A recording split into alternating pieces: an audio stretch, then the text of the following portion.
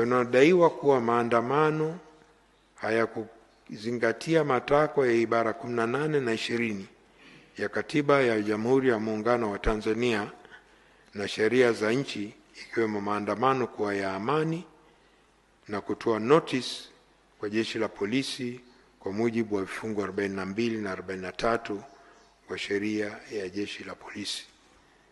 Matakwa ya sheria za kimataifa sio kibali, ni notice, na Tanzania pia liko takwa hilo la kutoa taarifa, sio kibali, na sisi kwetu ni taarifa ya masaa 48 kama ilivyo sheria ya Ureno, ni kama vile ya Tanzania.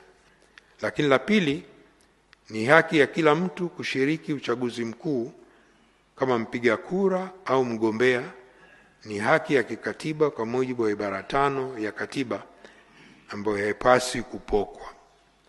Ghasia zilipangwa na kutekeleza siku iliyotangazwa kisheria kwa ni siku ya uchaguzi mkuu.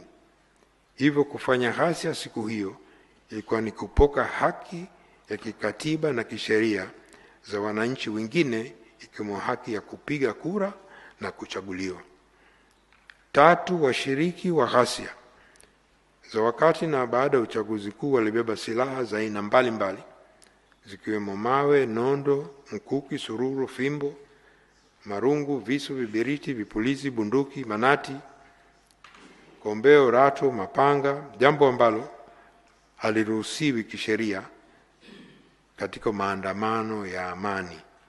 Hii ni kinyume cha sheria na taratibu za kimataifa, ibara 21 ya mkataba wa haki za binadamu na raia na kisiasa mwaka 1966, wa kikanda ibara 11 ya mkataba wa Afrika ya haki za binadamu za watu na binadamu mwaka 1981, na ibara 10 na 11 ya mkataba wa Ulaya wa haki za binadamu mwaka 50, na kitaifa ibara 18 na 21 ya katiba ya Jamhuri wa Muungano wa Tanzania haviruhusu maandamano kwa watu waliobeba silaha. Na 4, sheria na taratibu za kimataifa, kikanda na kitaifa haziruhusu maandamano yanayosababisha taharuki katika jamii, kuhatarisha usalama wa taifa, kusababisha uharibifu wa mali za umma na binafsi, pamoja na kuhatarisha maisha ya watu wengine. Mambo hayo yalifanyika na yanakuwa kinyume cha sheria na tafsiri ya maandamano ya amani.